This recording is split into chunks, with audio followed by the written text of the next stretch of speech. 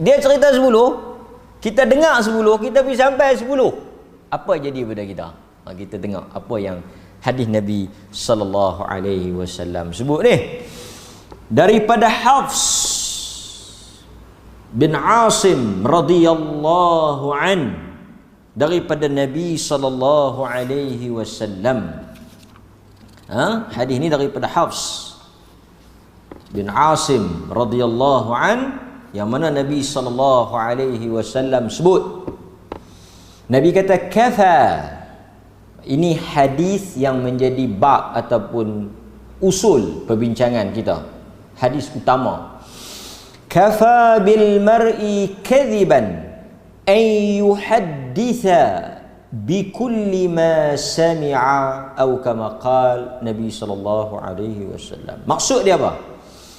Cukuplah, kafa, cukuplah seseorang itu dianggap, digelar sebagai pembohong apabila dia menyampaikan, yuhaddith, dia menceritakan kepada kita, bikulli ma sami'a, semua yang dia dengar.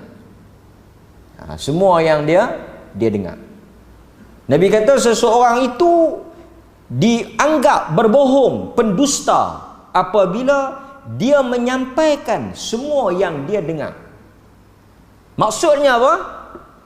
Kita tak boleh cerita semua. Apa maksud tak boleh cerita semua?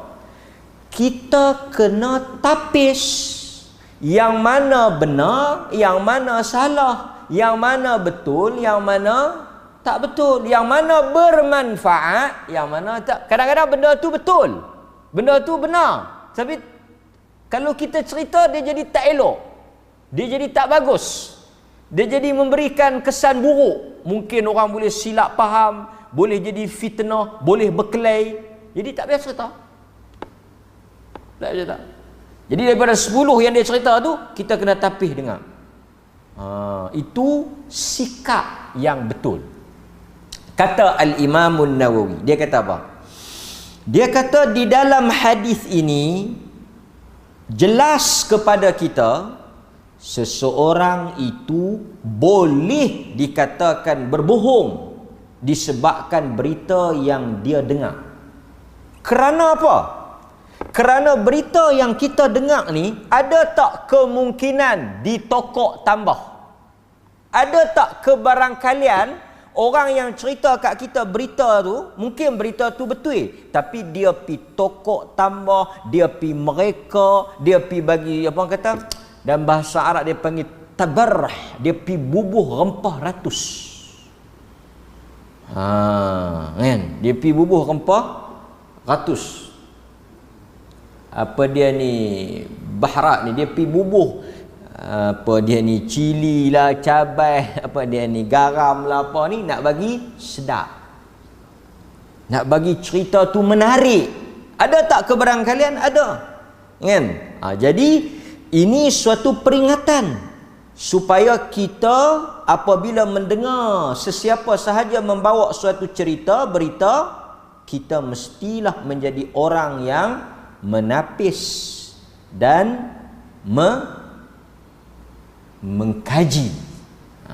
Tabayyun. Selalu perkataan tu kan, tabayyun. Kadang-kadang kita tuan-tuan perasan tak? Berita tu satu ya, kemalangan. Satu ya, tajuk dia kemalangan. Tapi bila kita baca surat khabar ke, baca WhatsApp ke, kan? Contoh tengok ada satu kes berlaku di mana-mana lah, di mana-mana. Tuan-tuan tengok yang masuk kat WhatsApp tuan-tuan. Cerita tu sama ya. Kawan tu masuk main kat kita, mati dah. Mati dah. Berita yang pertama mati dah. Selang beberapa saat, tak. Berita yang kedua, orang yang sama tak mati lagi, baru duduk di hospital. Mai pula yang mati tu bukan dia, bini dia pula.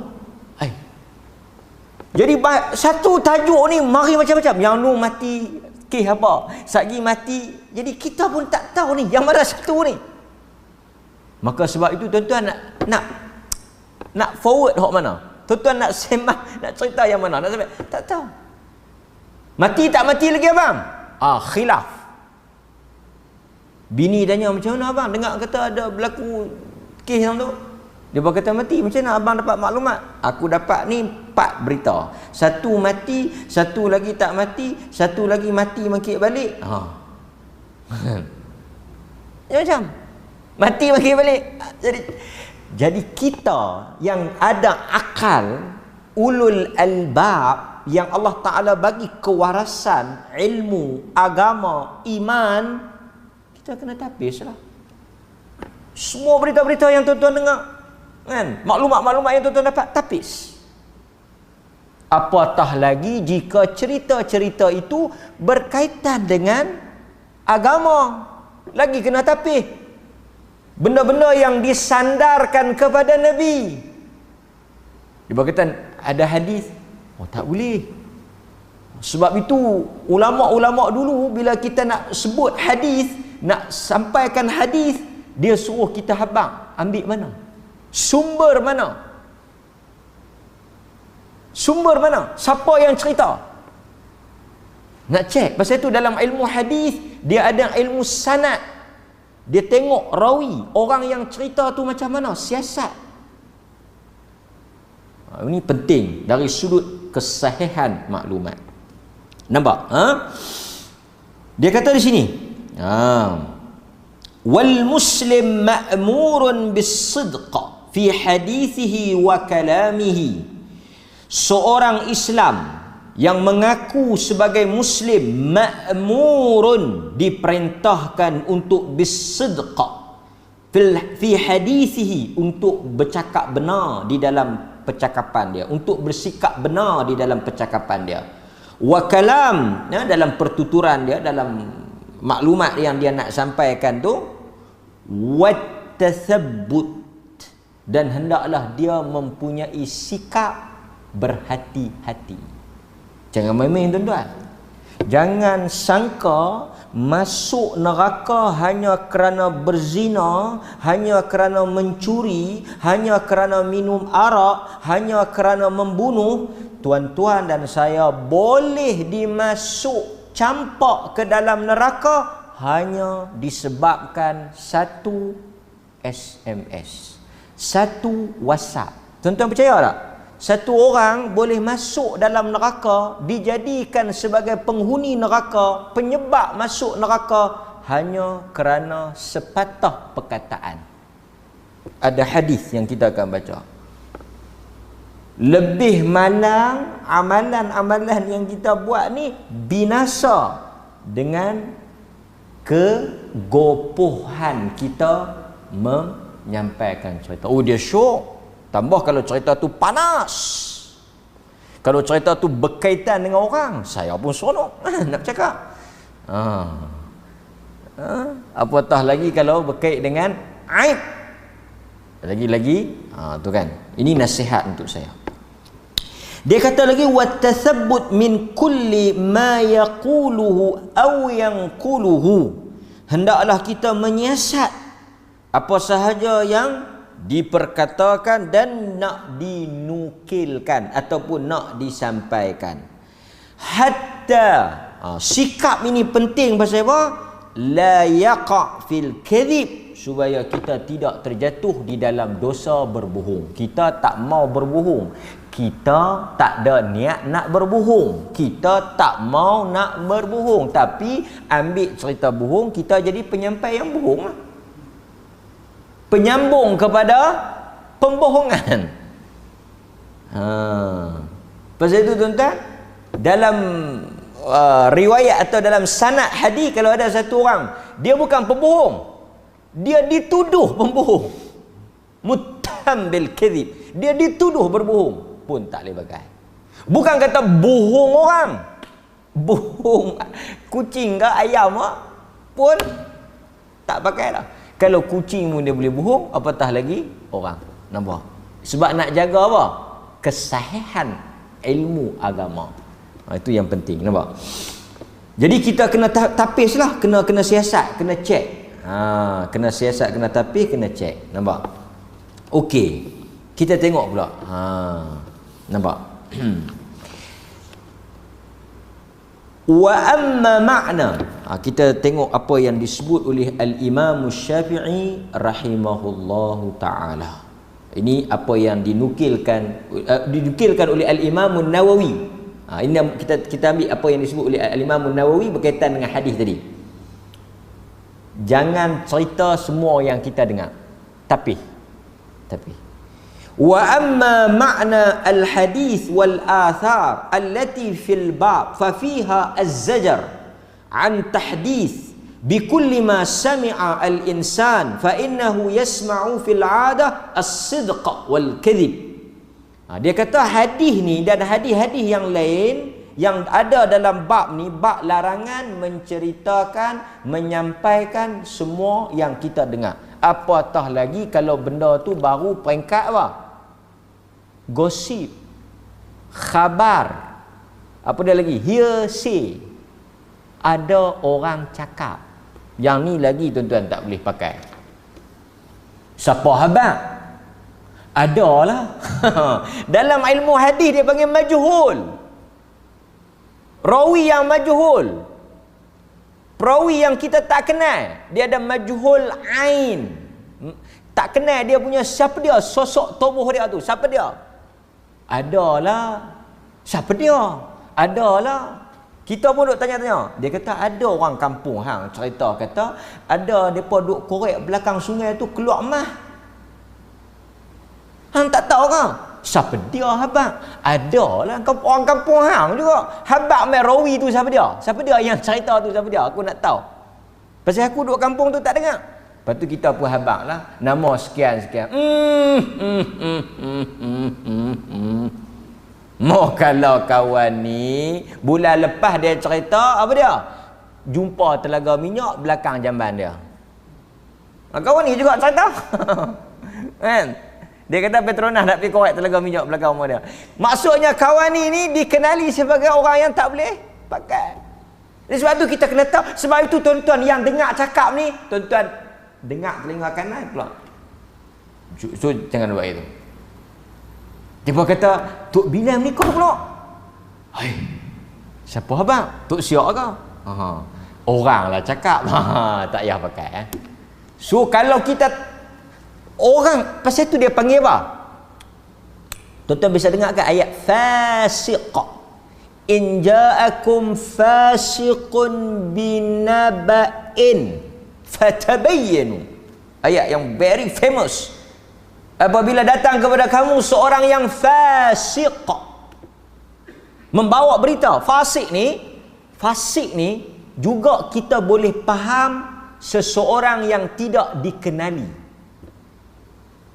Toh mana hala toh siapa dia tak tahu, mai cerita dekat kita, maka credibility dia itu diragui kerana kita tak kenal. Nampak? Okey. Jadi sebab itu tuan-tuan berhati-hati. Jadi Al-Imam Nawawi rahimahullah, dia kata apa?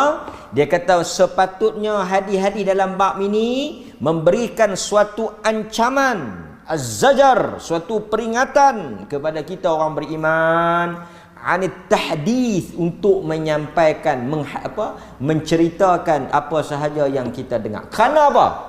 Ni cantik dia punya alasan dia. Kerana apa? Fa innahu yasma' fil 'adah as-sidq wal kadhib. Kerana tuan-tuan, setiap hari kita mendengar ratusan, puluhan macam-macam benda yang bercampur di dalamnya as-sidq wal kadhib. Benda yang betul dan benda yang salah. Betul tak? Dia kata berita TV1.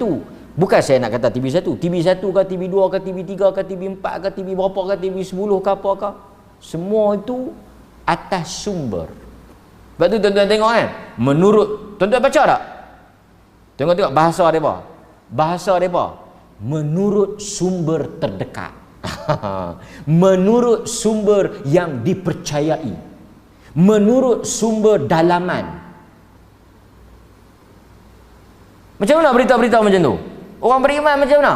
Sumber dipercayai, sumber dalaman, sumber terdekat, sumber yang rapat kepada lagi dahsyat. Hang dapat cerita ni daripada siapa? Daripada kawan tu imam. Kawan tu imam tu dengar daripada tu imam tak? Kawan tu imam pun dengar daripada kawan pada yang duduk dekat dengan rumah tu imam, yang belakang sikit tu dia pula dengar daripada kawan yang duduk belakang dekat rumah kawan tu lah. Tak, sebenarnya siapa dia yang dengar? Siapa dia yang betul-betul dengar daripada mulut tu imam? Tak tahu. Tapi yang aku dengar ni daripada kawan tu imam, yang dia dengar daripada hok duduk belakang rumah tu imam tu. Yang duduk belakang rumah tu imam tu pula dia dengar daripada orang yang duduk lorong, dua lorong daripada rumah tu imam tu. Dia tu kok dengar? Tak, dia tu pun tak dengar. Dia tu pun dengar daripada siapa tu di Merkit tu.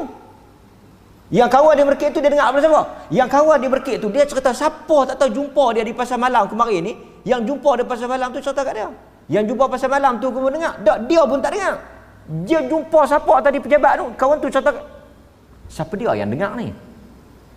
Jadi tuan-tuan, cerita macam ni pun kita ambil pergi cerita balik. Jadi maka kalau macam ni tuan-tuan, sebab okey, kadang-kadang tuan-tuan, okey, saya nak bagi nampak situasi manusia ni. Satu, dia boleh dengar, tapi dia belum tentu boleh faham. Ini juga bahaya.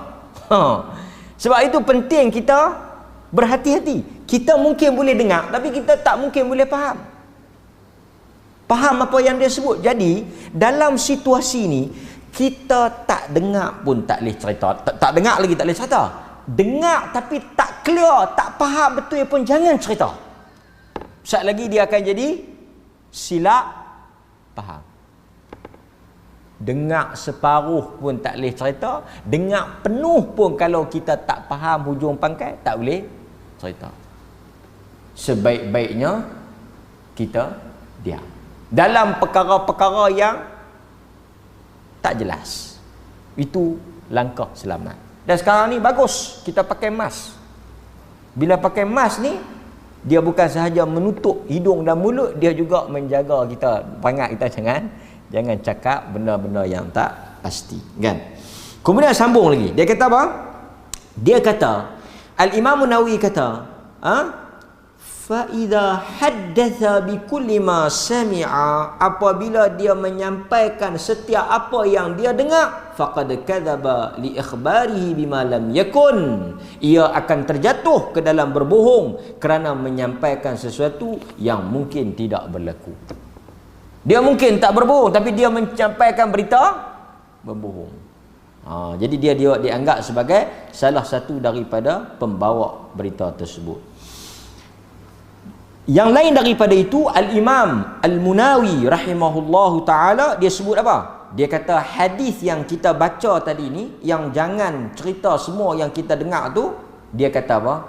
Dia kata, jika seseorang itu tidak boleh memastikan, dia tak boleh memastikan kebenaran suatu berita yang dia dengar, maka dia akan dianggap sebagai pembohong. Kalau dia tak boleh, tuan-tuan hanya boleh cerita benda yang tuan-tuan sudah pasti betul. Kalau tuan-tuan boleh confirm kata benda-benda tu betul, tuan-tuan boleh cerita. Tapi kalau tuan-tuan tak pasti, jangan. Tak pasti jangan sebar. Itu lebih selamat. Tapi saya duk berasa ustaz macam betul. Rasa ni makanan boleh. Tambah agama pun tak boleh. Hang rasa boleh tak kita sembahyang subuh lebih? Berapa? 3 ke 4 ke? Hang rasa macam mana? Soalan pun tak betul. Hang rasa macam mana? Aku duk berasa pun takkan salah no. Sebab itu agama tak boleh kod, tak boleh rasa, tak boleh syak. Dia mesti yakin. Agama mesti yakin. Lepas itu tuan-tuan nak buat satu benda, tuan-tuan tak boleh berasa-berasa. Tak apa kot no. Boleh kot no. Tak ada masalah kot no. Tak apa kot no. Benda baik ni jangan. Berapa ramai orang yang sangka benda itu baik, tapi sebenarnya tak baik. Di atas apa? Nampak? Abdullah bin Mas'ud kata, kam min muridin lil khair, berapa ramai orang yang nak kebaikan tapi tak dapat apa. Sebab apa? Sebab dalam Quran kata apa? Tetapi saya baca tak? Dalam suratul Kahfi. Dalam suratul Kahfi. Siapa manusia yang paling rugi di akhirat? Siapa manusia yang paling rugi di akhirat? Orang yang paling rugi di akhirat, yang paling malang, lebih daripada lebay malang di akhirat, siapa dia? Orang yang banyak buat amalan di dunia, banyak melakukan ibadat di dunia ni, yang tu paling malang. Pasal apa malang? Buat banyak, baguslah. Quran kata apa? Semua yang dia buat itu di atas sangkaan. Yuhsinun. Mereka menyangka yuhsinuna annahum sun'a. Mereka menyangka bahawa apa yang mereka buat itu suatu benda yang baik. Sangkaan. Pasal itu agama tak boleh sangkaan. Hatta berita pun tak boleh sangkaan. Pasal itu Nabi kata apa? Iyyakum, lah hadis yang diriwayatkan oleh Imam Muslim. Hadis Muslim, Nabi kata iyyakum wadh-dhann. Nabi kata jaga-jaga, berhati-hati dengan sangka. Bersangka. Hati-hati dengan sangka-sangka ni. Kerana apa? Nabi kata sebesar-besar pendustaan, yang besar-besar benda yang berdusta tu, fa inna akdzabul hadis az-zann, sangkaan. Pasal itu tuan-tuan, Quran juga larang kita wajtanibu ba'dadh-dhann, jauhilah sangkaan. So kita hanya berpegang sampai dengar cerita, sembang benda yang kita pasti yakin, kita boleh habaq. Benda sangka, benda tak pasti, kita diam. Itu lebih selamat. Nampak? Okey, saya nak petik, tadi saya sebut kan, saya nak petik apa yang disebut oleh Al-Imam Asy-Syafi'i. Ini perkataan Al-Imam Asy-Syafi'i. Dia wasiat, dia pesan kat kita. Perkataan imam besar, alim. Tengok kata-kata dia sangat menarik. Sepatutnya kita tulis, kita buat apa, frame ke apa ke, supaya kita teringat. Dengar dia sebut, dia kata apa? Ni Asy-Syafi'i Muhammad bin Idris, meninggal 204 Hijrah. Dia meninggal tahun 204 Hijrah. Okey, apa kata dia? Dia kata, "Idza arada an yatakallam falyufakkir. Fa in dhahara lahu annahu la darar, alayhi takallam. Alayhi takallam. In dhahara lahu fihi darar aw shak fihi amsak." Asy-Syafi'i, imam jalil, dia kata apa? Dia kata, hendaklah kamu, kita yang apa, mencintai Imam Syafi'i ini, ambil perkataan ni. Hendaklah kamu berfikir sebelum bercakap. Berfikir ni termasuk apa? Termasuk menapih, termasuk menimbang, menghalusi, mengkaji, semua termasuk fikir dulu. Al-Imam Nawawi kata, idza arada an yatakallam, apabila kamu nak bercakap, kita nak bercakap, fal yufakkir, hendaklah kamu berfikir. Pasal itu tambah berkaitan dengan agama ni. Agama ni kita kena fikir, kita kena ada sandaran, tak boleh cakap sebarangan, tak boleh sedap mulut yang bercakap, tak boleh. Pasal itu bila cakap qala Allah, Allah berfirman. Pasal bila cakap qala Rasulullah, dia tak boleh cakap sebarangan. Saya cakap benda-benda pelik. Macam saya tengok macam-macam petua-petua pelik. Kan? Saya tak mau sebutlah kan. Nanti tuan-tuan cari, tuan-tuan ikut pula. Kan, nampak? Okey. Lepas tu dia kata sebagai panduan, fa in dhahara lahu, apabila kita rasa ucapan kita itu ada kemudaratan, benda tak elok lah. Maksud kalau kita cakap dia jadi tak elok, kalau kita cakap dia jadi berkelahi ke, dia jadi tak elok, dia jadi sangka buruk ke, dia jadi fitnah ke apa ke. Kalaulah kita, saya sebut cakap, tuan-tuan kena luaskan termasuk menulis. Kalau kita rasa bercakap, kalau kita rasa menulis tu ada keburukan, ada kesan, ada jadi pecah belah, jadi lintang pukang, jadi cempera, raplah habis. Dia jadi kalut habis. Asy-Syafi'i, imam, dia kata apa? Tak payah cakap. Pertama dia kata la darar. Kalau cakap benda tu positif bagus, alaihi takallam, cakaplah. Cakap. Tapi kalau benda tu tak elok, benda tu buruk, timbang. Nak cakap pun kena timbang. Orang kata bercakap itu ada manfaat. Diam itu lebih bermanfaat. Jadi kita sebelum nak cakap, fikir. Kan? Okey. Tuan-tuan bisa dengar tak orang kata menyesal tak bercakap lebih baik daripada menyesal kerana bercakap. Dalam falsafah ni. Satu orang tu dia kata menyesal aku tak bercakap.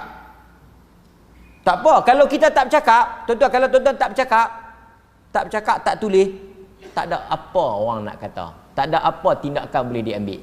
Cuma kita kata rugi aku tak bercakap itu, rugi aku tak tulis itu. Tak apa, rugi kita ya. Tapi kalau tersilap cakap, akta hasutan ke dalam. Adakah orang ditangkap kerana dia tak bercakap? Awak ditangkap, pasal apa ni saya ditangkap cik? Pasal awak tak bercakap.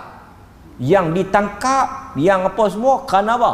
Tersalah cakap, terlajak cakap. Orang Melayu cukup hebat bab ni. Pulut, santan pulut, semua ada. Perahu, undok perahu, semua ada. Binasa badan apa semua orang Melayu halus dan abang-abang. Bahayanya bila kita tak berfikir sebelum bercakap. Kemudian al-imam, kalau kita dengar tadi perkataan al-imam Asy-Syafi'i rahimahullahu ta'ala, kita juga tengok satu lagi perkataan Sayyidina Umar Al-Khattab, sahabat Nabi, khalifah yang kedua, Amirul Mukminin. Dia kata apa? Man kathura kalamuhu kathura saqtuhu. Sesiapa yang banyak menyampaikan, bercakap dalam perkara-perkara yang tak pasti apa semua ni, dia akan banyak silap. Siapa yang banyak silap, kathurat dhunubuh. Siapa yang banyak silap, dia banyak dosa. Dan siapa yang banyak dosa, fannaru aula bih, tempat dia neraka. Siapa yang banyak cakap akan banyak salah. Siapa yang banyak salah, nerakalah tempat dia. Terbaliknya, siapa yang kurang bercakap, kurang bersalah, kurang tersilap, kurang dosa, kurangnya dosa, maka syurgalah tempatnya, insya-Allah. Nampak? Itu apa yang disebut oleh Umar Al-Khattab radhiyallahu anhu. Okey. Walau bagaimanapun, di dalam bab ini juga tidak menghalang kita untuk bercakap. Bukan tak bagi bercakap, bukan tak bagi langsung menyampaikan berita, tak. Cuma dia kena ada tanggungjawab. Itu saja. Apatah lagi saya nak sebut, nak tekankan sungguh-sungguh pada tuan-tuan, yang bersumberkan urusan agama. Tuan-tuan nak suruh orang berdoa, tuan-tuan nak suruh orang berzikir, tuan-tuan nak suruh orang beramal, tu semua tu hadis tu semua tu sumber agama tu, amalan agama tu. Maka tanggungjawab tuan-tuan apa dia? Pastikan benda tu sahih. Sebab itu ada satu perkataan yang saya nak kongsi dengan tuan-tuan, juga menarik. Apa dia? Tanggungjawab orang yang bercakap dengan orang yang membawa berita. Okey. Dia sebut apa di sini? Dia kata, orang yang bercakap, in kunta naqilan fa'alaika bitashih. Ini rumusan yang kita bincang ni rumusan, kesimpulan. In kunta naqilan, jika kita ini tukang sampai, penceramah ke, pendakwah ke, penyampai lah, penyampai. Tak kira tuan-tuan pun, tuan-tuan nak sampai pun tuan-tuan dia kira penyampai lah. Kan? Tuan-tuan yang juru cakap, yang nak cakap tu, siapa-siapa yang nak cakap tu, fa'alaika bitashih. Tanggungjawab kita memastikan kesahihan. Tu tanggungjawab orang yang cakap.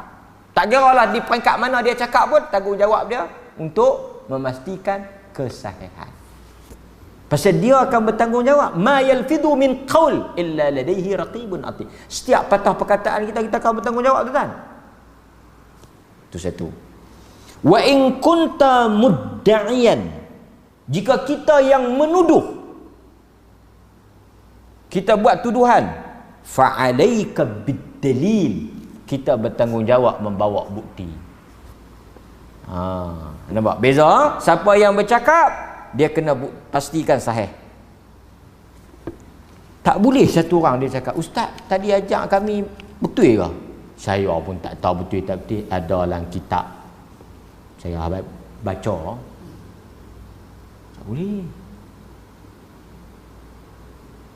Yang tak ada salah, kitab yang tak ada salah, yang kitab yang memang tak ada kepalsuan ni Quran ya. Selain daripada kitab itu, manusia yang tulis. Quran Allah, kalam dia, perkataan dia. Memang tak ada salah silap, memang benar. Cuma pemahaman tu lah, tafsiran tu. Tapi kitab, tak kira kitab mesti ada. Kan? Wallahu taala a'lam.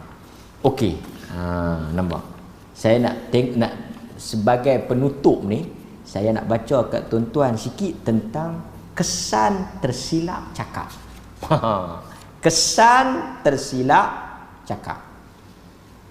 Tersilap cakap ni, kesan tersilap cakap. Antaranya yang berlaku kepada isteri Nabi sallallahu alaihi wasallam.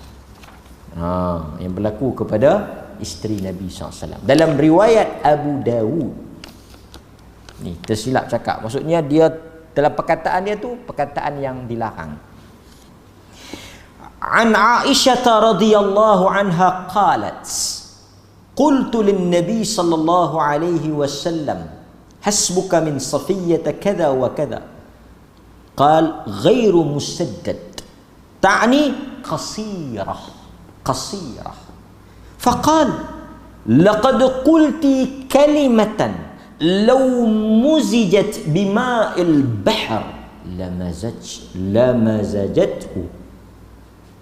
Aisyah ni satu hari dia cerita, dia terkata satu perkataan yang tidak berapa elok kepada Safiyah. Isteri-isteri Nabi ni kita tahu mereka bersaing. Mereka bersaing, mereka biasalah di antara madu-madu ni. Kita bila baca rumah tangga Nabi, kita jangan duk imagine kata rumah tangga yang tidak ada krisis, rumah tangga yang aman damai, aman sentosa. Tak. Nabi manusia, bini-bini dia pun manusia. Jadi bila manusia berkahwin dengan manusia, maka manusia itu akan ada tabiat, perangai, sifat, kelakuan yang akan adalah pertelingkahan, perselisihan. Cuma Aisyah kata hari itu dia terlanjur kata. Dia kata qasirah. Safiyah ni pendek. Dia macam mengatalah. Perkataan tu satu ya pendek. Nabi kata, tentang pasal tu kata-kata ni bahaya. Nabi kata, laqad qult, kau telah sebut sepatah perkataan. Kau telah sebut one word only. Satu perkataan. Yang kalaulah perkataan itu dicampak, ambil perkataan qasirah, pendek yang kau katakan Safiyah tu, perkataan satu word tu dicampak ke dalam laut bahar. Laut ni laut, bukan sungai, bukan kolam. Laut. Apa jadi? Apa jadi tuan-tuan? Akan busuk air laut. Disebabkan oleh sepatah perkataan yang kau sebut.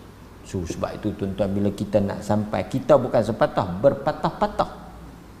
Kalau sepatah boleh menukar air laut menjadi busuk, kotor, rosak, tercemar, apatah lagi berpatah-patah. Tuan-tuan tahu tak satu patah perkataan ni kita boleh kena campak dalam neraka dalam mana? Ni. Dalam mana? Kalau kita boleh ambil sikit satu hadis yang mana Nabi SAW sebut ni, kerana satu perkataan kita boleh masuk ke dalam neraka 70,000. Hanya satu perkataan. Nampak?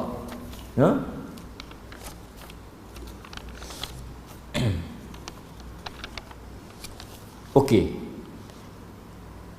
Satu lagi contoh. Yang ni Nabi SAW pernah berlaku dalam rumah tangga Nabi. Juga berkaitan dengan Aisyah, Zainab dengan Hafsah. Aisyah, Zainab dengan Hafsah. Okey. Mereka ni tahu Nabi SAW suka pergi rumah Zainab. Pergi rumah Zainab minum madu. So Aisyah dengan Hafsah ni depa kawan baik, depa pakat. Depa kata sat lagi kalau Nabi mai kita cakap kat dia, kata dia ni pi mana ni bau busuk. Bau busuk, makan apa ni bau busuk ni. Walha depa tahu Nabi pi minum madu. Tuan-tuan tahu tak bila Nabi mai, dia kalau pi rumah hang cakap macam tu. Kalau mai rumah aku cakap macam tu. Depa nak apa ni sakiti Nabi lah, nak macam nak tak mau bagi Nabi pi rumah Zainab. Nampak? Tuan-tuan tahu apa? Lepas tu Nabi SAW bila pergi ke rumah isteri dia, Aisyah kata, bau apa ni busuk? Aku pergi rumah Zainab minum madu. Tak apa, aku tak akan minum dah, tak akan pi dah. Nabi cakap macam tu. Quran turun, kenapa haramkan benda yang Allah halalkan? Maksudnya perkataan Nabi tu yang mengharamkan benda halal tu ditegur oleh Allah. Perkataan. Sebab itu tuan-tuan, kesan pada perkataan berat. Dua contoh tadi yang berlaku pada isteri ni dan kepada Nabi SAW. So kesimpulannya tuan-tuan, nasihat pada diri saya yang menyampaikan dan tuan-tuan yang mendengar, sampaikan benda yang baik, yang tak pasti, yang tak jelas, yang buruk, yang tak elok, kita mohon ampun kepada Allah dan biarlah dia menjadi perkataan yang berlalu seperti angin yang berlalu. Nampak? Saya tutup dengan hadis Nabi, at-ta'anni min Allah. Tenang daripada Allah. Wal ajalah, kalut. Kita dapat satu berita, relax, tenang. Wal ajalah, kalut. Nak sampai kalut, nak cerita kalut, nak tulis kalut, nak share. Minasyaitan. Itu daripada syaitan. Seorang beriman dia dapat, relax, tenang. Tak apa, tu tunggu dulu. Siasat dulu, cek dulu. Itu sifat orang beriman. Itu daripada Allah. Wassallallahu ala nabiyyina Muhammad wa ala alihi wa sahbihi wasallam. Walhamdulillahi rabbil alamin. Assalamualaikum warahmatullahi